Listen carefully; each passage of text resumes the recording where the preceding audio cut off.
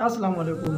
वही हुआ जिसका डर था, अशुभी चिशम पूरी पाकिस्तान में फैल गया है और इसका रोकथाम के लिए मैं आप लोग के साथ शेयर करूंगा कि इसकी अलामात क्या है और इसका रोकथाम के लिए एहतियाती तदाबीर क्या है और कौन सी मेडिसिन इसमें यूज़ करना चाहिए।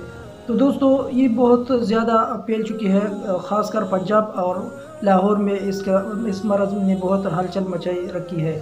तो इसकी एहतियाती तदाबीर और अलामात मैं आप लोग के साथ शेयर करूंगा। उससे पहले अगर आप लोग मेरे चैनल पे नए हैं तो चैनल को सब्सक्राइब करें, बेल आइकन को प्रेस करें ताकि हर आने वाली इन्फॉर्मेटिव वीडियो आप लोग के साथ शेयर कर सकूं और आप लोग इससे कुछ ना कुछ सीखें। तो दोस्तों बढ़ते हैं वीडियो की तरफ। अलामात इसका ये है कि आपके आंखें लाल होंगी और नाक से पानी बहेगा और आंखें जो है वो खारिश करेगा। तो ये अलामात है इसका। तो इसका एहतियाती तदाबीर भी मैं आप लोग के साथ शेयर करूंगा। वीडियो बहुत मुख्तसर है, आप लोग वीडियो को देखें और इससे फ़ायदा हासिल करें क्योंकि ये मरज़ पूरी पाकिस्तान में फैल चुकी है और इसके रोकथाम के लिए कुछ मेडिसिन है मैं आप लोग के साथ शेयर करूंगा। तो दोस्तों एहतियाती तदाबीर ये है कि सबसे पहले आप लोगों ने अपने हाथों को डिटॉल या सेफगार्ड साबुन से धो लेना है। रोज़ाना की मामूल बनाए आप लोग।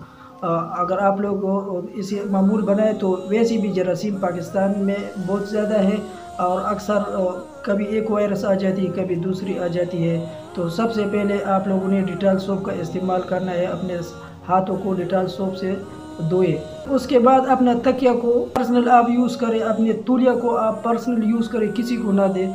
और दिन में आप लोग इसे धूप में रखें ताकि जितने भी जरासीम है वो मर जाए। तो दोस्तों ये मरज़ एक फ़र्द से दूसरे अफराद में मुंतकिल हो सकती है, आप लोग एहतियात करें। और जो पहले मैंने एहतियाती तदाबीर में बताया कि आप अपना तकिया और तौलिया का इस्तेमाल करें, किसी को ना दे घर में और दिन को धूप में रखें तो ये बहुत जल्दी मुंतकिल हो जाती है। और अगर आप लोग की आंखें खारिश करती है तो आप लोग उस गर्म पानी से धोया करें और धूप से बचिए, सन ग्लास का इस्तेमाल करें।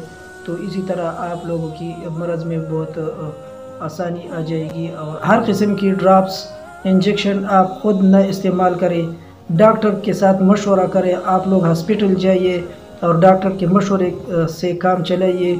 उसके जो आप लोगों को ड्रॉप्स देता है या इंजेक्शन लगवाता है तो ठीक रहेगा।